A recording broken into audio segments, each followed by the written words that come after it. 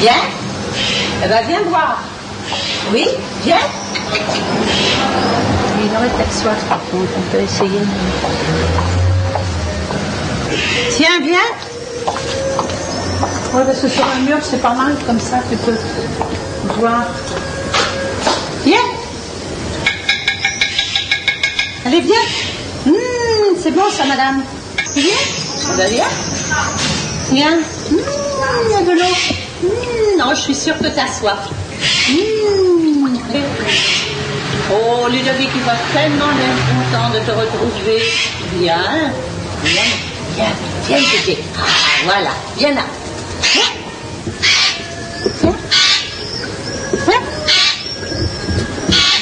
Oh oui, que ça t'a soif. Oh là là. Oh là là. Je suis devenue une maman manger, moi, maintenant. Hein? Ludovic et Marie-Astrid, mes petits enfants, ils t'ont ramassé, t'étais tout mouillé. Après l'orage, tout trempé, tout malade. Perdu dans les branches, avec un arbre. Viens. Il faut apprendre à manger tout seul si tu veux t'en aller un jour. Hein? Allez. Ah, papa. Viens. Eh oui, un jour tu vas pouvoir t'envoler, retrouver les grands arbres, la forêt. Oui. Hein? Et puis moi je vais être toute seule à nouveau. Je vais m'ennuyer maintenant. Et quand est-ce que tu vas apprendre à manger tout seul? Il faudrait peut-être que tu piques un peu dans mon joli petit bol chinois là. Hein? Ben toi, fais ça. Pique. Non, il faut piquer toi-même. Allez. Eh ben, pique.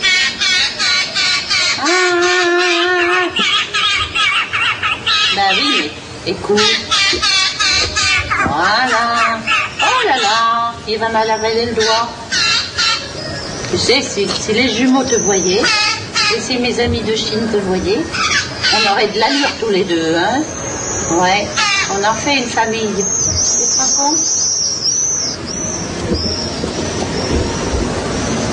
Eh oui.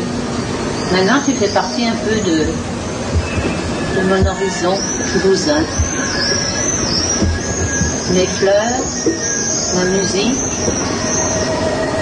mon vélo, mon oiseau maintenant avant tout. Et quand l'oiseau sera plus là, il faudra vite que je parte parce que j'aurai la sensation d'un vide. Oui, on s'entend bien tous les deux, hein. Est-ce que tu es heureux ici? Dis. T'es heureux ici? T'es bien? Ouais. Oh, t'es un petit oiseau pas malheureux du tout. Dis donc, il faudrait apprendre vite à manger parce que ça m'inquiète un peu. Parce que tu restes éternellement à la merci de la nourriture. Il faut se débrouiller pour voyager, mon bonhomme. Cette année, j'ai obtenu l'autorisation des parents pour emmener mes petits-enfants en Chine. Ça faisait longtemps que je voulais leur faire découvrir ce merveilleux pays. Nous sommes partis en avril. Je voulais qu'ils comprennent que la vie, c'était pas seulement l'école, une maison confortable, la France, le pays souvent de la consommation, la vie facile, parce qu'ils ont une vie relativement facile. Et donc, je voulais qu'ils découvrent autre chose, qu'ils aient aussi une ouverture, un coup d'œil sur autre chose, sur cette Chine que j'aime tant, qui est si belle. On a rencontré des peintres, nous avons vu des calligraphes, et ça les enfants aussi aiment. Et je suis ravie parce qu'ils aiment tout ce qui est de la Chine. Ils aiment tout, ils se sont intégrés dans la Chine. J'ai pas eu le moindre souci avec eux, je n'ai eu que des joies, la joie de les voir admirer la Chine. J'ai découvert la Chine, j'étais toute petite fille, j'avais 5 ans, c'était sur l'éventail de ma grand-mère. J'avais une grand-mère maternelle qui était très artiste, qui écrivait beaucoup, qui contait, qui me racontait des histoires merveilleuses.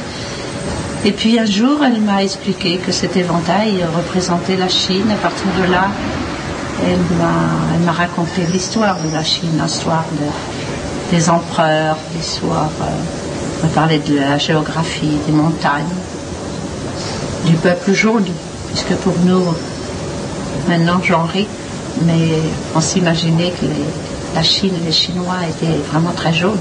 J'ai découvert qu'ils étaient seulement bronzés, très miel. Elle m'a conté l'histoire un petit peu, puisque j'avais 5 ans, j'étais quand même petite. Elle m'a raconté la peinture, la calligraphie, les artistes chinois. Et je pense que c'est à cet âge-là que j'ai eu cet amour par la Chine qui finalement ne m'a jamais quittée. J'avais toujours cette envie d'aller en Chine, et non pas de voir la Chine chez moi. Je sentais que derrière cette barrière que l'éloignement provoquait, j'allais découvrir autre chose. Et puis c'est seulement en 94, j'ai eu une opportunité. Je suis partie en Chine. Je me rappelle, j'étais à la fois inquiète, horriblement inquiète. Je redoutais cette confrontation, je me posais des questions. Qu'allais-je trouver en Chine? Est-ce que la Chine d'aujourd'hui allait être proche de mon rêve? Est-ce que j'aurais au contraire une déception? Entre Hong Kong et Canton, que j'ai découvert vraiment la Chine, ça a été vraiment, en effet, ces premières rizières, ces premiers arbres, ces rivières avec les canards. C'est tellement typique à la Chine, c'était tellement beau à voir. Là, j'ai eu en moi comme une explosion de joie. Puis j'ai rencontré le sourire des Chinois qui étaient près de moi et qui semblaient en fait comprendre ma découverte. Et j'étais vraiment folle de joie, de bonheur. Je sentais que ce voyage vers la Chine, il allait être pour toujours, que j'allais faire une rencontre extraordinaire, que j'allais... Tout ce rêve que j'avais vécu petite fille, jeune fille, femme, allait se réaliser vraiment, allait se matérialiser. Maintenant, j'étais sur la terre de Chine. Et c'est à Canton, il y a eu en effet les odeurs, les marchés, toutes ces choses, tous les Chinois autour de moi qui faisaient que vraiment je sentais que j'allais revenir seule, sans voyage, bien sûr, sans voyage surtout pas organisé. Et à partir de là, le paysage m'a semblé en effet de plus en plus beau. Nous sommes partis sur Guilin.